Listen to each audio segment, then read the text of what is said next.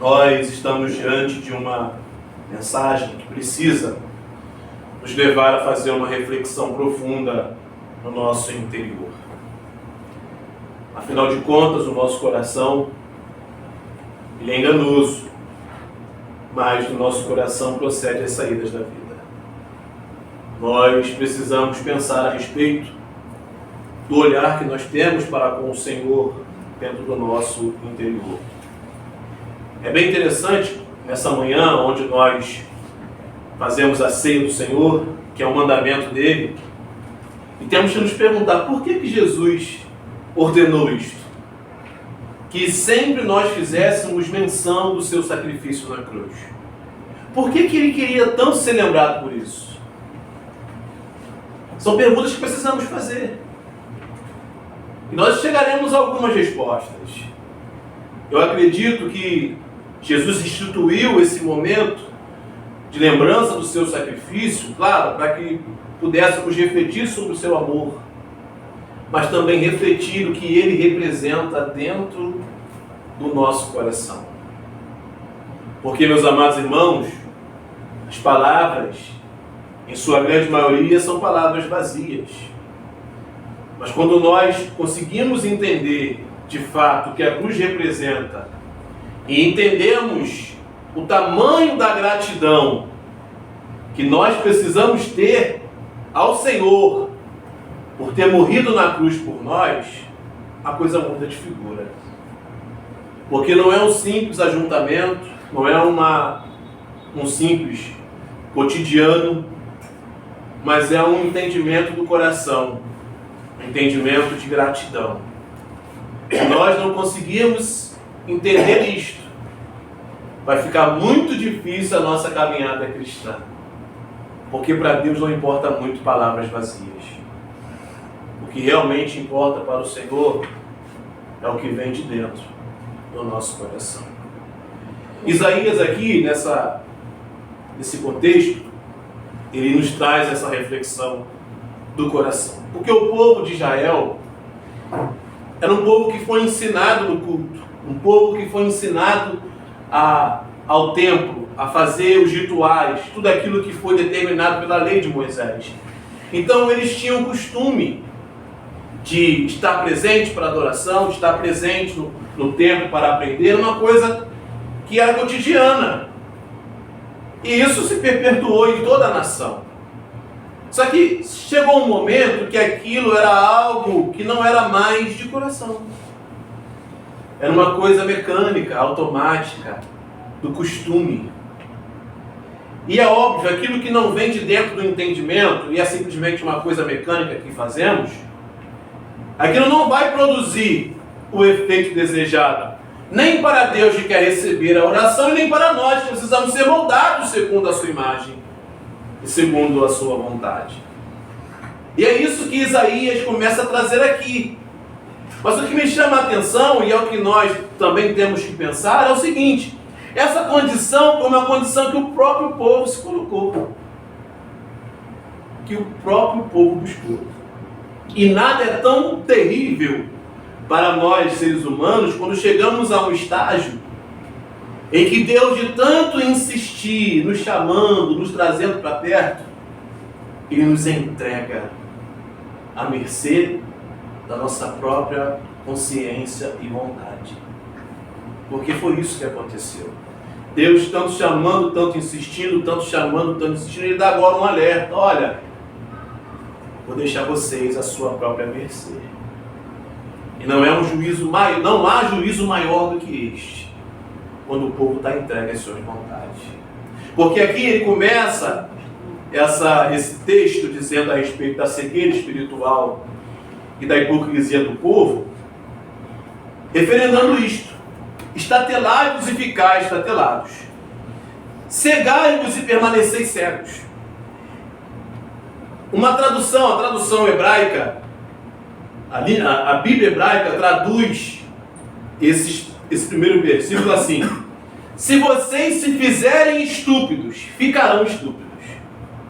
Se vocês se fizerem cegos, ficarão cegos. A pessoa, Deus tanto insistir, tanto chamar, E tanto não que ele ouve, então agora se você se fizer estúpido, então você vai ficar estúpido, porque eu não vou fazer nada para você.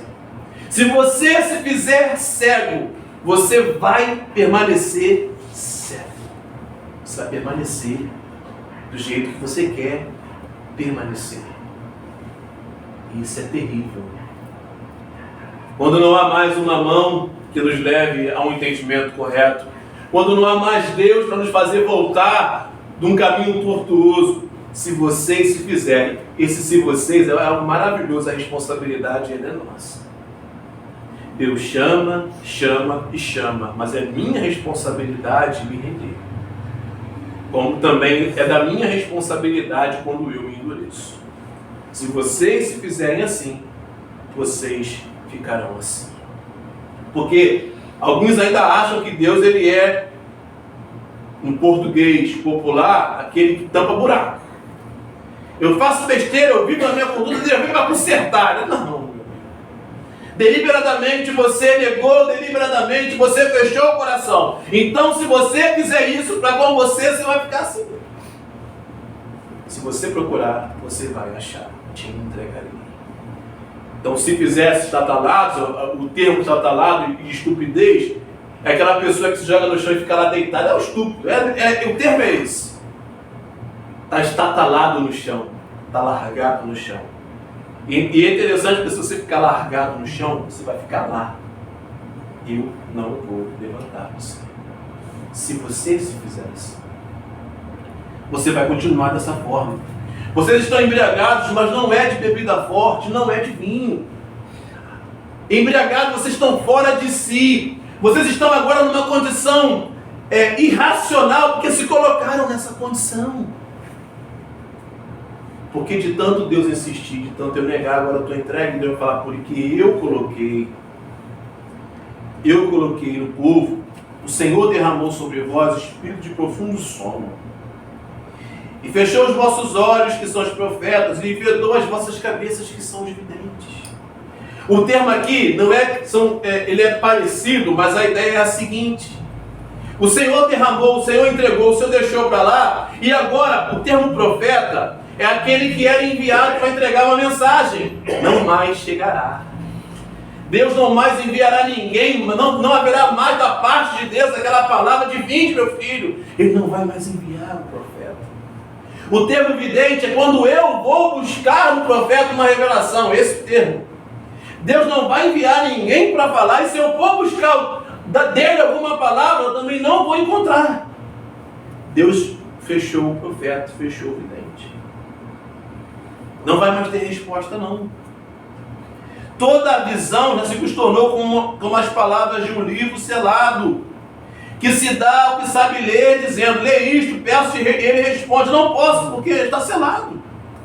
E dá-se o livro ao que não sabe ler, dizendo, lê isto, peço, e ele responde, não sei ler. Não haverá mais palavras. Houve um tempo na história que é chamado da Idade das Trevas, onde Deus se calou. Foram 400 anos, por volta disso, em que Deus não se manifestava mais, de forma como sempre se manifestou na história. Deus não mandava profeta, e se alguém fosse procurar alguma coisa, também não encontrava. E o termo Idade das Trevas vem a calhar. E assim acontece com a nossa realidade de vida também, é treva. Se não tiver Deus para nos chamar, se não tiver Deus para falar conosco, é treva.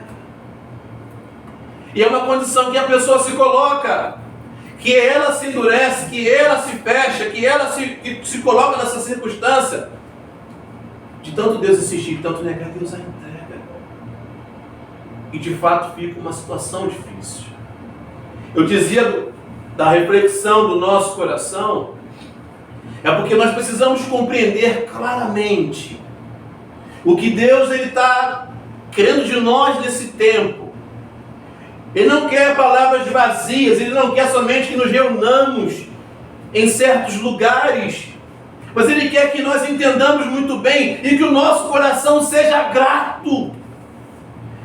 A lembrança de todo mês, ou o momento em que as pessoas fazem o seu culto de ceia do Senhor, é para reacender ainda mais em nós essa gratidão. Ao olhar a cruz, nós precisamos ser gratos. E o coração que é grato, ele não se aproxima a pedir. O coração grato, ele só quer entregar. Ele só quer agradecer. Porque ele sabe que já recebeu muito. E nós temos que olhar a intenção do nosso coração nesse sentido. Se de fato há em mim gratidão, eu olho para a cruz e falo: Senhor, obrigado, tu me verteste o teu sangue no meu lugar, tu pagaste os meus pecados, não há nada que eu possa fazer que pague isso, então eu só posso viver diante do Senhor em gratidão. Se não for assim, eu preciso rever, eu preciso parar e pensar. O que faço não é de coração. O que faço é vazio. Porque tem que vir de um coração que entendeu o Evangelho da cruz. E tomou os meus pecados, me deu sua vida. Já tenho tudo. O que precisava ter. Agora a vida que vou viver aqui será a vida em gratidão. Porque se não for assim, eu continuo me colocando estatalado no chão, continuo me cegando, e Deus se manifestando, eu virando o rosto, e talvez eu encontre uma realidade onde Deus não faça mais nada, e me deixe entregue às minhas próprias trevas. Eu gostaria que os irmãos lessem junto comigo o versículo 13. O Senhor disse: visto que este povo se aproxima de mim, e com a sua boca e com os seus lábios me honram, todos juntos, mas o seu coração está longe de mim, e o seu temor para comigo consiste em mandamentos de homens, que maquinalmente aprendeu. Aquele povo estava ali no culto, aquele povo estava ali no templo, aquele povo estava ali reunido, honrando, mas eram assolados, porque mantinham o coração longe do Senhor. Olhemos o nosso coração essa manhã, meus amados irmãos. O nosso coração, ele está perto do Senhor, ou ele está longe? Como eu consigo perceber essa distância? O desejo que tenho de Deus, a gratidão que tenho a Deus, o amor que tenho por Ele. É isso que está entranhado no meu coração. Ou eu me reúno diante dele porque há uma necessidade na minha vida, porque eu preciso que Deus realize algo, ou porque eu sei que Ele vai de alguma forma se manifestar, ou até me aproximo diante dele porque eu não quero ir para o inferno. Tudo isso são coisas vazias. Tudo isso mantém o Senhor à distância. Por quê? Porque é um olhar somente para mim, para o que eu preciso, para o que eu tenho medo, ou para aquilo que eu julgo certo. Meu coração está pensando em mim. Mas quando eu me aproximo do Senhor, não pelo que preciso, ou não porque eu não quero sofrer no Hades, mas porque eu compreendi que Ele morreu no meu lugar e que eu só quero ser grato. Esse é o coração que está perto do Senhor. Não são circunstâncias, não são a bonança ou a tempestade, não é se tenho ou se não tenho, é porque eu o amo, pois Ele me deu vida. O coração perto, que honra a Deus perto, não é o cumprido ritual, deve ser, é tudo mandamento de homens que maquinalmente aprendeu. Aquilo que foi entregue como um sistema, já está no sangue, eu sei. De manhã eu vou na igreja, ou de noite, ou eu vou no culto. Tudo isso é vazio, se não houver o entendimento de que eu não faço isso, não automático, mas consciente, de gratidão. Eu sirvo o Senhor em gratidão. Eu não preciso de mais nada dele, porque ele já me deu. Não há segundas intenções, não há interesses escusos. É de coração. Esse povo me honra. Mas só consiste isso em mandamento, em costume de homens que maquinalmente aprendeu. E há honra, ao culto, ao serviço. Mas o coração, no fundo do coração, a intenção ela é outra, ela é egoísta, ela é pessoal. E é duro ver que, por vezes, o que é ensinado às pessoas é a manutenção do desejo do seu coração. Venha ao culto porque você precisa de um milagre. Venha ao culto porque você está precisando disso ou daquilo. Deus vai te dar. Está havendo culto, mas são lábios. O coração mantém-se à distância. Até porque, se a porta se fechar, a pessoa também abandona a fé. E não é isto. Nós temos que olhar para o nosso coração e ver, será que eu estou diante do Senhor porque sou grato? Porque eu o amo mais do que tudo? Ou estou porque estou acostumado? Ou porque agora eu estou precisando de algo? Ou porque eu não quero ir para o inferno? É o que Deus está combatendo aqui. Esse tipo de coisa não serve para mim. Eu quero o seu coração, a sua totalidade, a sua integralidade. Não partículas, ou não costumes, ou não mandamentos de homens. Fiz porque mandaram fazer, fui porque me orientaram a fazer. Não, eu sirvo, pois sou grato, pois o amo. Ele continua, continuarei a fazer obra maravilhosa no meio deste povo, sim. Obra maravilhosa e um portento, de maneira que a sabedoria dos sábios perecerá, e a prudência dos seus prudentes se esconderá. Continuarei, a tradução, a hebraica diz, continuarei atormentando esse povo. Como assim, Deus? Qual é o tormento de Deus? Se calando. É fazendo os planos serem frustrados, e serão, porque o homem pensa muito, mas a última palavra vem do Senhor. Serão planos frustrados, porque é do coração enganoso, são de pessoas volúveis e fúteis, e vão se perder, e Deus se calará. E esse silêncio é atordoante, sim, atormentador. Eu vou no profeta, não tenho o que dizer, não vem mais ninguém enviado a mim, e a sabedoria se torna inútil, porque não produz nada. O homem acha que pode muito, mas olha o resultado do que o homem produz. E ele continuará fazendo essa obra maravilhosa, continuarei em silêncio, diante de um coração que me rejeitou. E essa sabedoria, e essa prudência, essa independência, tenderá a fracassar, tenderá a perecer. Porque só Deus pode. Continuarei a fazer isso.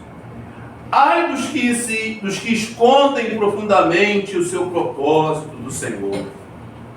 E as suas próprias obras fazem às escuras e dizem, quem nos vê? Quem nos conhece? É aquele que lá no fundo do coração, ele acha que eu não sou do teu coração. Eu não sei o que você pensa. Nós estamos aqui, eu não sei qual é o teu pensamento estar aqui esta manhã. Ninguém aqui tem esse poder. E o homem na sua cegueira, ele acha isso. Eu estou manipulando o Senhor. Eu estou enganando Ele. Eu estou aqui, mas no fundo, no poço, eu só estou olhando do meu lado. E ele achando que eu estou adorando Ele. Ai, os que ocultam no seu coração, pensam ocultar suas intenções do Senhor e dizem quem vê, quem conhece. Mas o Senhor, Ele vai lá no íntimo, Nós humanos olhamos a aparência, Deus vê o coração. Não tem como esconder. E esse é o motivo da queixa de Deus. Você está na minha presença, me prestando culto, mas no fundo do teu coração está escondido um negócio esquisito aí. Você está fazendo isso para mim, para mover o meu coração em teu favor, pela tua necessidade. Você está fazendo isto para que eu possa mover o meu poder e te abençoar de alguma forma. Você acha que me manipula. Você acha que me passa a perna. Ai de você. Porque eu vejo. E talvez esse é o motivo de muita coisa acontecer e não acontecer.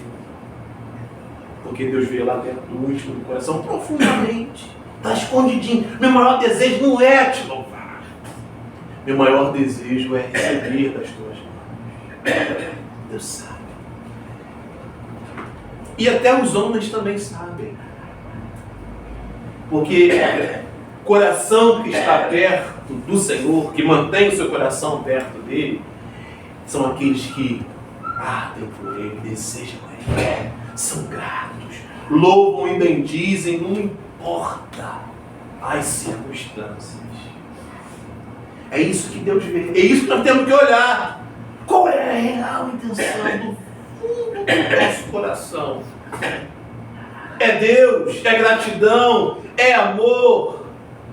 Ou são os nossos desejos e os nossos egoísmos? E eu gostaria que nós pudéssemos ler juntos também o último versículo 16, que diz assim: que perversidade nossa! Como se o olheiro fosse igual ao barro, e a obra dissesse do seu artífice: ele não me fez, e a coisa feita dissesse do seu olheiro: ele nada sabe. Que maldade da tua parte. Tu acha que eu não sei? Eu não sou teu igual. Eu não sou semelhante a ti. Como que você ao barro vai dizer do olheiro que ele é igual? Ou a obra criada vai dizer da obra feita que ela nada sabe? Eu sei. Isso aqui temos que refletir. Deus sabe. Nós não conseguimos manipular o Senhor. Nós não somos maiores do que o Senhor. Nós não somos independentes a ponto de querer viver longe do Senhor. Nós não somos.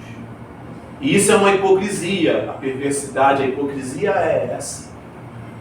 De achar que Deus não vê. De achar que Deus não sabe. E de achar que Ele é um igual. Ele não se move pelo nosso sentimento. Deus não se move pelas circunstâncias que a gente atravessa. Deus não se mexe assim. Deus sonda o coração.